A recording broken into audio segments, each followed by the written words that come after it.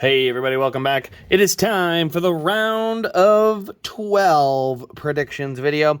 We did all right in the first round. I believe I had 3 of the 4 correct. I had Stenhouse going forward, and that did not happen. So McDowell out, Stenhouse out, Logano out, and Harvick out. I believe I may have had Harvick in the next round too. So I think I may have gone 2 for 2 or 2 out of 4. But I feel pretty confident about this next round. Gonna have another hot one maybe, but we're gonna see what we can put it in there. So let's start and talk about who we got left. So on the back end, you'll see a couple of cars. There's actually 13 cars here. It's kind of a weird situation because once again, like last year, the owners and drivers playoffs are slightly different. So at the back end, you'll see we have Chase Elliott and Bubba Wallace. They are both 12th of 12 right now, 1 in the owners, 1 in the drivers, and then after that, everything is pretty uniform the rest of the way up. So, what does that look like? Well, rounding on our top spot, William Byron still goes right back to the top.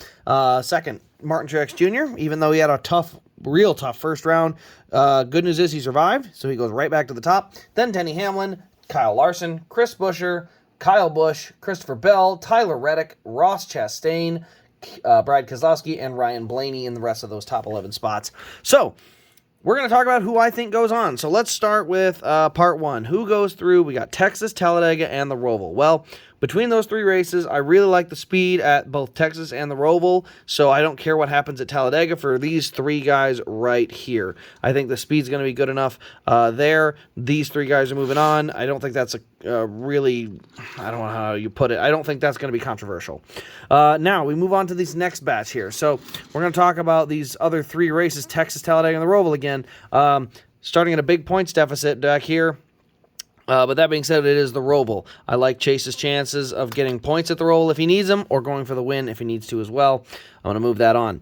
Now we move into Talladega and the different hurdles that could be put forth. I mean, let's face it. Martin Truex Jr.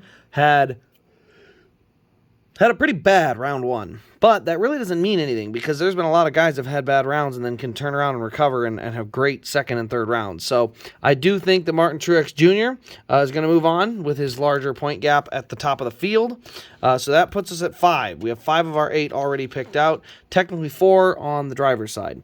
Now, here's some guys I'm not 100% sure on.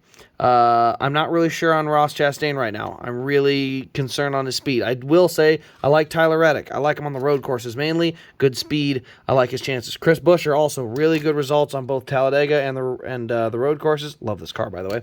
And I'll move him on. So that leaves here we've got 5 owners and 4 drivers. So I've only got 1 more spot in the owner points up for grabs, and that spot is actually going to be given to Kyle Busch. I'm going to put Kyle Busch in.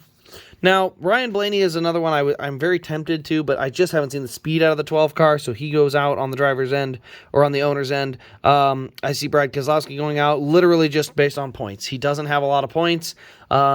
He will run well, I believe. I think he'll have a good day at Talladega. I don't know. His road course results have not shown me any promise. Ross Chastain, Texas, he's going to have to make his hay at the Roval and Talladega, and Talladega is such a crapshoot. I just don't think I'm going to peg it. And Christopher Bell just can't get out of their own way. This team has won the pole for every race so far, had the best pit stall selection and everything, and they just continue to shoot themselves in the foot. They have speed. That is not the issue. They have speed.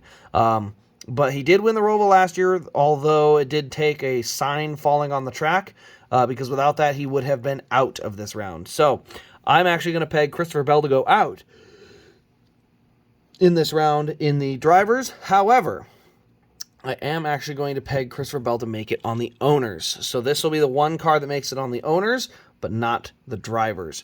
And here are the 4 I have eliminated. Bubba Wallace, I think, has got a good opportunity at Texas and Talladega to really put a good gap in, but his chances at the Roval, he has finished well there in the past, but I think the Roval is going to be a very different story from last year. I think there's a good chance with the stage cautions and things working out that way. It's going to be tough to gain points on people because some will stay out and take points in one stage, others will stay out and take it in the next stage. It's going to be hard to stay consistent there. Ryan Blaney, personally, just speed and bad luck. I have yet to see Blaney have really good luck at any point. He seems to never have, like, huge good breaks for him. That being said, the speed also has not been there, so I'm a little concerned for Texas in that car. And then Brad Keselowski, like I said, struggled on road courses, and I mean, I think he'll be fine at Texas, but Texas is a track that's very, very difficult to pass. It's going to come down to track position. It's going to be a very track position dependent race. And so Brad's going to have to make a lot of his hay at Talladega, and trying to think. I think, yeah, he finished fine in Daytona, but, you know, with Brad having to make all of his hay up at Talladega, I just think he's spun the wheel of luck at these restrictor plate tracks this year, and he's done well at all of them. And I just don't think that luck is going to continue. I don't know why. It's just like Joey at Bristol. Sometimes you just get caught up in somebody else's mess. So, yeah, I have that out. And then Ross Chastain is strictly another one on speed. I mean, you know, he did a good job this round of just staying out of trouble, and that has helped him, but he did not score a lot of stage points. He did not run in the top 10 very often, and that does kind of concern me because the speed has definitely fallen off. So I have those 4 going out on the driver's end, and then I have Bell going out on the owner's end, or going in on the owner's end. So these are the 4 drivers. Bell will make it through for drivers, but won't make it on owners, if that makes sense. So Bell, the 20 car will be out, but the 20 driver will still be eligible. So yeah, these are the 4 I have eliminated, and then this is kind of the half I have eliminated, so kind of weird to have it like that. But let me know what you think of the prediction. Let me know what your prediction is for the round of 12. Should be an interesting race at Texas, but even more interesting at Talladega and the Roval. So other than that, guys, that'll wrap it up. Thanks for watching. This has been Race Craze, and we will see you in the next Diecast review.